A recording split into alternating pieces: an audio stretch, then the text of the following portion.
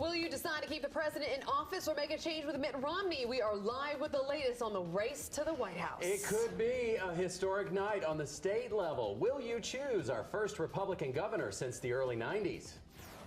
And we are live at the polls in the final hours of voting here in the East. Your Election Day news at 6 starts right now.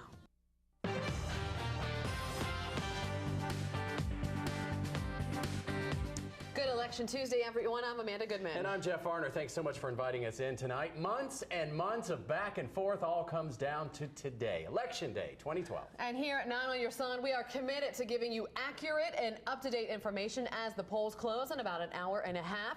We have team coverage of all of the results tonight. Our Jonathan Rodriguez will be live from the GOP headquarters in Craven County tonight. Katie Banks will be live from the Democratic headquarters in Pitt County. They'll be getting the pulse from all the wins and losses of both parties as the results come in there. And Alex Freeman will be here with us in the studio keeping tabs on the governor and lieutenant governor's race.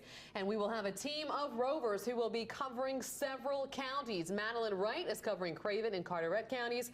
Tony Rawlings is covering Onslow, Duplin, and Jones counties. And our Erica Anderson is keeping track of the big races in Beaufort, Pitt, and Lenoir counties. And of course, we have a team of people in our newsroom you don't see pushing through the results all throughout the night here for every Eastern North Carolina race. Let's start with the race to the White House, shall we? Both candidates are campaigning in battleground states right up until those polls close. Yeah, absolutely. We have live coverage from both campaigns tonight. Danielle Nottingham is in the president's hometown of Chicago, where he has been the majority of the day. Yes. Susan McGinnis is live in Boston, where Mitt Romney voted this morning alongside his wife, Ann.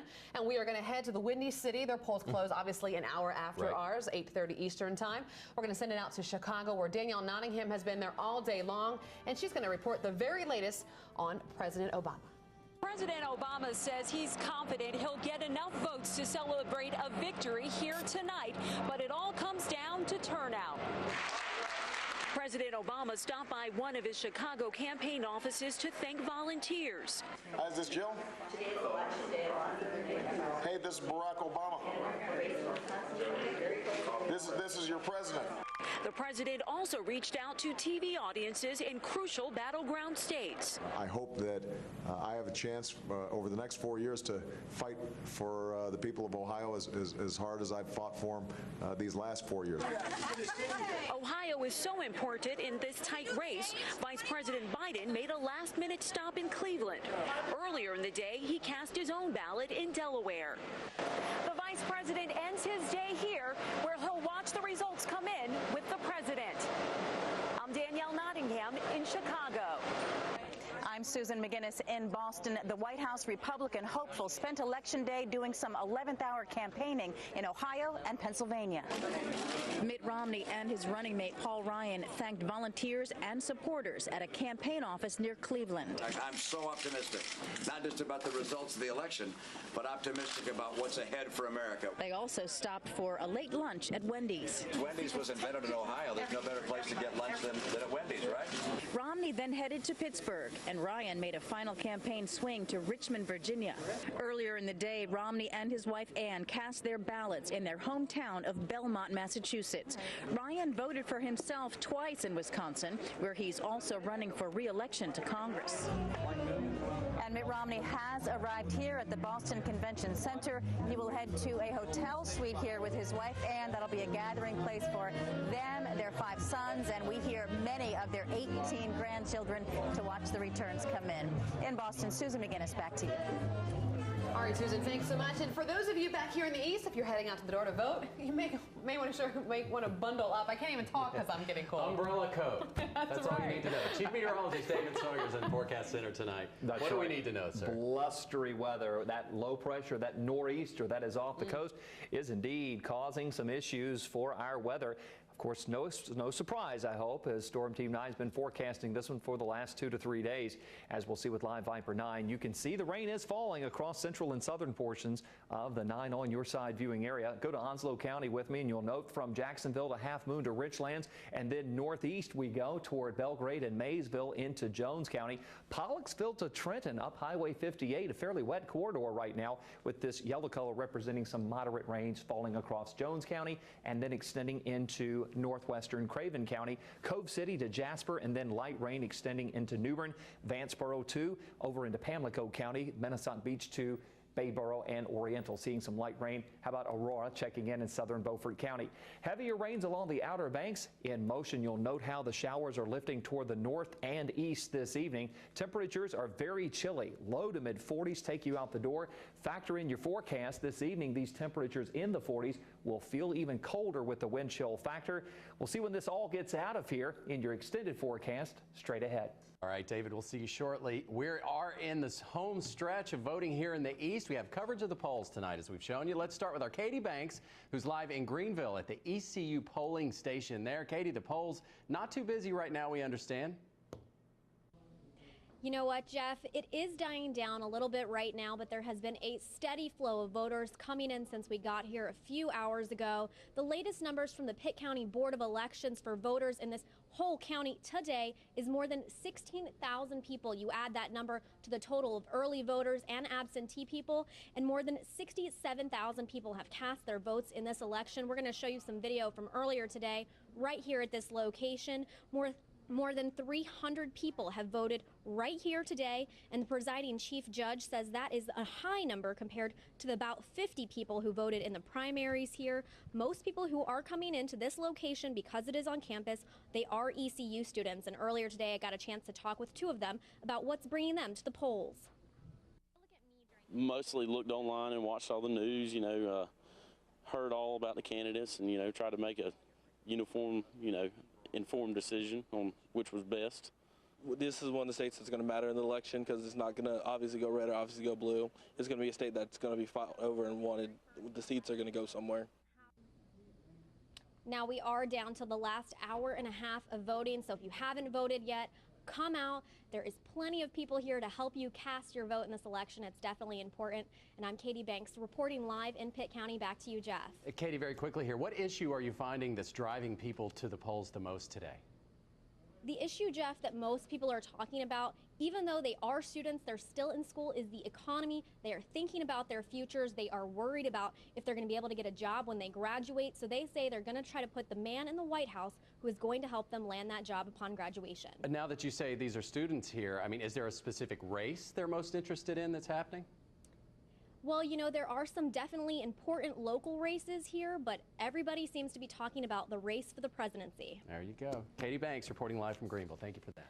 All right, let's turn to voting in Craven County, where election officials say it's been a pretty smooth process all day. There were a few printing problems there as well, but we're told those have all been resolved. 9 on your sides, Madeline Wright is live at the West of New Bern Fire Department in Trent Woods. And Madeline, it's been cold and rainy there this afternoon, but it's pretty busy inside. That's right, Amanda. Campaigners and polling officials knew the rain and cold were coming. They were just hoping it wouldn't be till after the polls closed, but not so. People brought their coats and umbrellas to the polls today. Some places had long lines, like the Township 7 Fire Department on Old Cherry Point Road. Others had almost no wait times. Turnout in Craven County is expected to be about the same as it was during the last presidential election. A few of the 27 polling places in the county had printing issues, missing cables, low toner, but those were fixed. I spoke to one voter today who told me that he thinks too many young people these days take voting for granted. They don't know the struggles that our ancestors and forefathers went to give us the right to vote. And if they don't know, they should take the time to look it up and research it a little bit and see why it's important to vote. Craven County election officials are counting absentee ballots in downtown New Bern right now. And counties will start releasing the unofficial results of the election in about 90 minutes when polls close. Back to you. All right, Madeline, quick question. We were talking to people here in Greenville, and the presidency is the big election everyone's talking about. What about down there where you are? What do you get the feel? What's the race that people are talking about the most? The one that I've been hearing constantly is the race for the presidency. I've had people on both sides of the aisle. Some people like the way the country's going, and they voted one way, and others wanted a change. And that's really the one that everyone's been talking about down here. All right, Madeline Wright reporting. Thanks so much, Madeline. Well, the next governor and lieutenant governor for our state also up for grabs tonight. And 9 on your sides, Alex Freeman is keeping a close eye on both races. He joins us now live in the studio. Alex.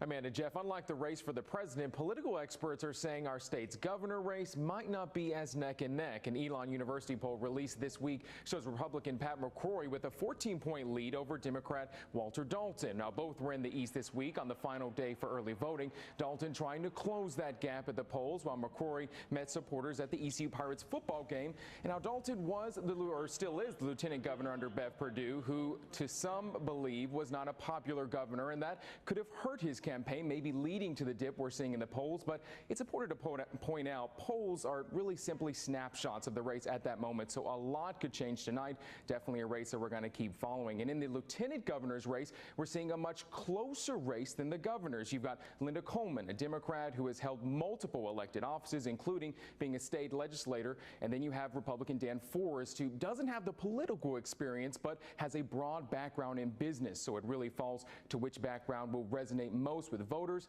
and we're going to see that exactly how that turns out as the night progresses. Jeff, back to you. All right, Alex, we'll see you a little bit later. In other news, a mother and baby boy are in the hospital after an 18-wheeler crash in Lenoir County. It happened around 11:30 this morning just outside of LaGrange on Highway 70. Troopers say a tractor-trailer truck swerved to miss another truck and hit a car in the parking lot of BJ's Grills. Investigators say the mother was loading her child into that car when it happened. And the child was pinned under the CMV on the arrival of EMS and EMTs at the scene. They actually had to pick the rear of the trailer up, of the tractor up in the air to get the infant out from under the vehicle. Horrible story there. Troopers say the truck was on the way to Sanderson Farms. They were picking up chickens to take to New York for Sandy relief efforts there. Paramedics airlifted the child and mother to Vidant Medical Center. We're working now to get more information on their conditions. A hospital patient is dead and 3 others hurt after a fire at Durham Regional Hospital. Investigators say it happened on the 6th floor around 2:15 this morning. The fire started in a unit specializing in long-term and acute care. Firefighters say that fire was already out when they got there on the scene. The hospital did not have to evacuate any patients. Investigators are working now to figure out exactly what happened there. Devastation is a motivator for people in the Northeast to get out and vote today. Definitely. Despite Superstorm Sandy's destruction, state election officials found a way to collect ballots. We're going to share that with you coming up. And Storm Team 9 tracking yet another nor'easter. We'll see how it will still impact our weather. But first, let's take a look at a beautiful sunset as we head to break. We'll be right back with your extended forecast.